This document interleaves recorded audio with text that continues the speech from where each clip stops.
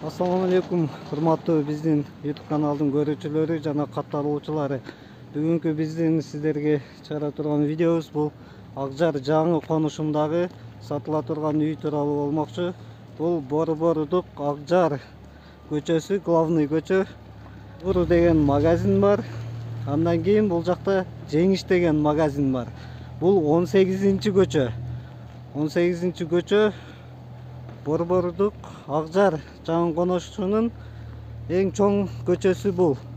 Бул ушул көздөй, бул жакты көздөй кетсеңиздер, Дородой базарына кетесиздер. Бул жакты көздөй кетсеңиздер, Конечныйына барасыздар. 130 маршрутканын Конечный Арча 5 магистралга чыгып, Конечный ошол жакта. Анан 286 маршруткада келет, ал Дородой Ош базар, анан Заряга барат. Турган үй Нол көчөдө. 18-чи көчө.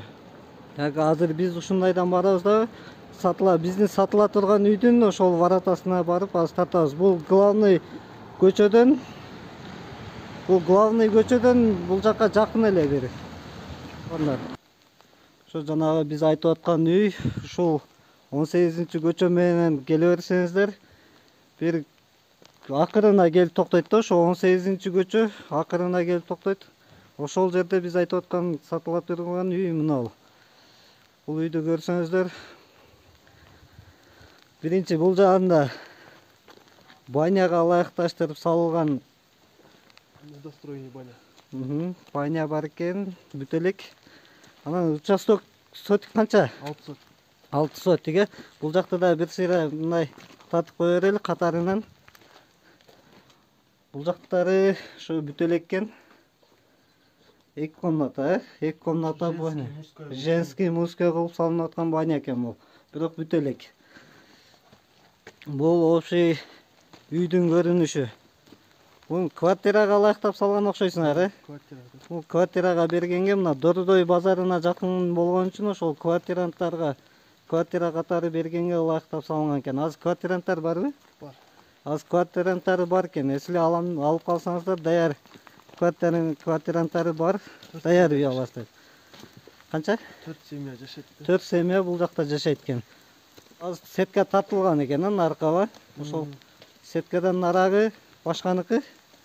Бул үйдүн алды. Үйдүн алды деле кенен экен. Анан мына эмне? Мына салынган. Бул сарай, э?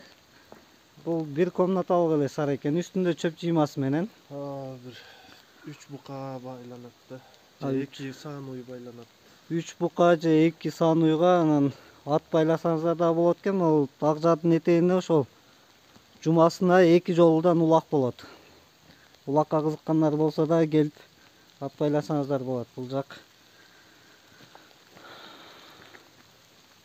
Бул жактар кошуналарыдыкы. Квартирадан канча акча түшөт бир айда? 4000ден төлөйт да каждый. Ар бир квартирант 4000ден төлөйт экен. 1, 2, 3, 4 квартирант бар экен. Аз 4төн тең жашап атат, э? Аз 16000 сомдон доход бар экен, да? 15те бирөөсүнүн ичинен калгандар. Ооба, суулар киргенби? Ар бирине квартиранттарда суу бар, а? Бул квартиранттардын комнаталардын ичинен ошол суу да чыккан экен. Свет бар, суу бар.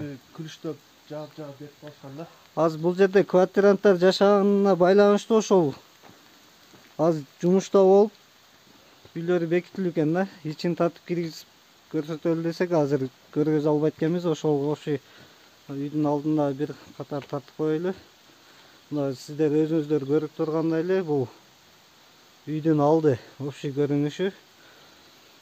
Могу жерге бир чоң үй батат да, эгер чоң үй салына турган болсо. Бул жакка дагы стройка кылса болгудай экен. Үйдүн алды кенен экен бирок. Банянын үстүн монолит кылганбыз. Үстү монолит экен, э? 15 сантиметровый кылып бурчтарынан сейсма пояс чыгарып койгонбуз да. Үстүнө дагы же цех же болбосо квартира салса болот. Мына сарайдын үстүн дагы бузуп алып салып туруп, тиги баня менен бирдей кылып туруп, узунунан бир цех салса болчу да экен. Бунун үстү ошондой. Наркы баня менен ошо сарайдын үстү бирдей болуп көрүнүп турат да. Негизи үстүн алып салып, эгер цех кылам десе, швейный цех кылса болгудай экен. Квартиралардын комната ичи стандарт эле киргенде эле бир кичинекей прихожка, оң жагына, сол жагына кирип кетет. Бир жагы кухня болсо, бир жагы спальня болуп калат. Киргенде ортодо печка бар, бир печка менен 2 бөлмө жылыйт. Ошондо примерно 3 комнаталуу болуп калат экен да. Ошондо ар бир квартира 3 комнаталуудан, киргенде анан оң жак, сол жак 2 комната. Эми ортоңкусун мындай прихожка деп эле санайбыз да, кичинекейирээк. Прихожка. Кухня, мухня кылып алышкандар деле бар арасында. Киргенде эле ортосунда бир кичинекей бөлмө, анан оң жакка, сол жакка кирип кетет. Ошондой квартирадан 4 бар, течил. Бирөө, экөө, мына бурчтагы, төрдөгүсү. Бул төрдө маңдайдасы ар бирине бириден учетчик коюлган экен. Ар бириники бириден учетчиктери бар экен. Бири-бирине жанагындай наразычылык болбойт экен. Жакшы экен. Бул ар бир квартиранын алдына кирген жерлерине да эшиктеринин алдына отдельный кылып мына лестница куюп бериптир. Бул жактары да ар бирине бириден экен. Кичине айбанчасы менен кыштын күнкү бут чечмелери ошо суу болбой турган айбанча кылып коюптур. Эми бул жерди канча сурап атасыздар, канчага берейин деп атасыздар? Баасын 18 деп койдум. Негизи башында 24 деп койдук эле. Могу документте чыгып баратканына байланыштуучу. Эми азыр өтө срочно сатып атканым үчүн 18ге түштүм. 18 деп койдум. Анан дагы соодалашсак болот. Азыр 18 деп сурап атасыз азыр, соодалашса болот. Соодалашсак. Алам деген клиенттер боло турган болсо дагы түшүп бере аласыз. Реальный клиент болсо соодалашсаңыздар түшүп берет экен. Анан эми вариант деле болот. Не варианттар болгону, кандай вариант? Жарымын берип, жарымын коюп бересиңерби же машина сачынага алмашасыңарбы? Машинага деле алмашасыңар, Бул жерде ошо варианты менен экен туугандар. Көрсөңүздөр мына. Билбейм, документ жагында проблема жок, негизи талаш жер эмес. Бирөө жарым кошуналарга кирип кетти, кошуналар нарак-берак дегендер наразычылыктар жок. Кошуналардын бүт бардыгы менен согласование болгон, койушуп жер такташканбыз. Анан мен өзүм могул маңдайда үйдө жашайм. Бул өзү бул жакта жашайт. Хозяин ол 2 этажный үйдө жашайт бул жакта. Эгер алсаңыздар, хозяиндар менен талаш тартыш боло турган болсо, жолго чыксаңыз эле бул хозяиндин үйүнө кирет экенсиз, анан чечип алат экенсиздер да. Мага кайра эле сосед болуп калат. Кайра өзүнө эле сосед болот экенсиздер. Бул үйдүн общий жалпы көрүнүшү ушул. Үйдүн алды кенен, анан бул жагына бир дагы стройка болгон. Бул жакка дагы бир үй салса болгудай жер бар экен негизи. Анан конечный экен бул көчөнүн акыркы неси экен, аркы тарабы ак бата болуп калат. Мына дөңнөн эле чыкканда, тигилер ак батага документ чыккан. Мына ак жарга дагы ошол апрелге чейин документ чыгат деп атады. Жаз марттан баштап уже чыгат. Марттан баштап документ чыгат экен. Эгер ошол алсаңыздар бир жолу өзүңүздөргө документ чыгарып аласыздар. Мына үйдүн аркасы бул жак линия экен. Жок 1 метрдей бар го дейм, Үйдүн аркасында мына кошунанын линиясына чек ара ошол 1 метр калтырылган экен. Үйдүн аркасында 1 метр жер бар экен, Так, наркы тарабыча, наркы тарабы линиялеби? Же ал жакта да 1 метр жер калганбы? Бир 80 сантиметрдей калган, арты дагы ошондой. Үйдүн аркасы дагы ошол 80 сантиметрдей калган экен да кошунага. Так, телефонуңузду айта кетсеңиз эми. Телефон канча номер иштейт? WhatsApp 2 номер бар, Билайн Ошка 705 99 03 77. Билайн дагы. Билайн 777 00 0936. Экөөндө тең WhatsApp бар. Ушул номерларга азыркы үйдүн хозяйыны айткан номерларга кайрылсаңыздар болот. Экөөндө тең WhatsApp бар. Талаш жер эмес экен, ошол бүт баары нормальный, жакшы дейт. Ала тургандар болсо, тез арада звонить этип, чалып сүйлөшүп, бул жерди алып калыңыздар. Азыр бул срочный болгон үчүн ошол баасында бир аз арзандатып айтып атыптыр. Ал жерден Дордой базарга 1,5 километр, алыстыгы. Дордойго 1 километр. 1 километр Объездге doğru чейин doğru. 800 метр ушундай чыгат. Объезднойго чейин 800 объезднойдун эле аркы бети уже Дорудой базары башталат эми. 130 кирет, 286 кирет. 130. Акбатан менен деле мыяка биз Акбатанын жанында болгон үчүн Акбатан менен деле каттаса болот.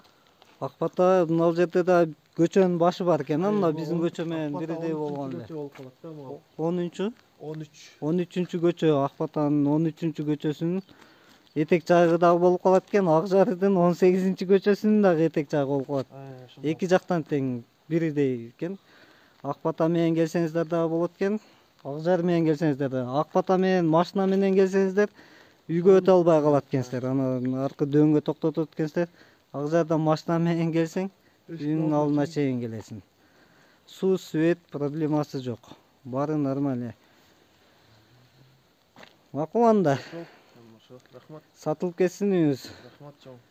Аябай сұрашты. Алган адамдары дагы ошол жерден алып келип иштетип пайдасына Алган көрсүн. адам деле кайра эле сатам десе кайра эле документ чыккандан кийин кымбат сатат да.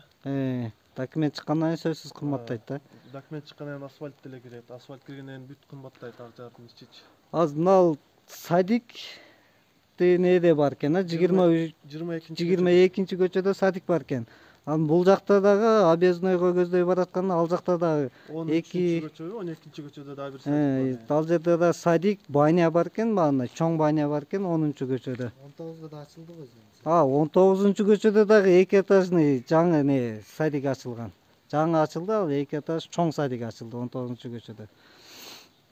Ошол мектеп келечектиги анан Акбатага окуйт. Келечек Акбата. Акбата 8-көчөдөн мектепке өтүп кетет. Келечекке ошол 130 маршрутка менен барып туруп токтотобуз. Биздин подписчиктер, көрүүчүлөр комментарий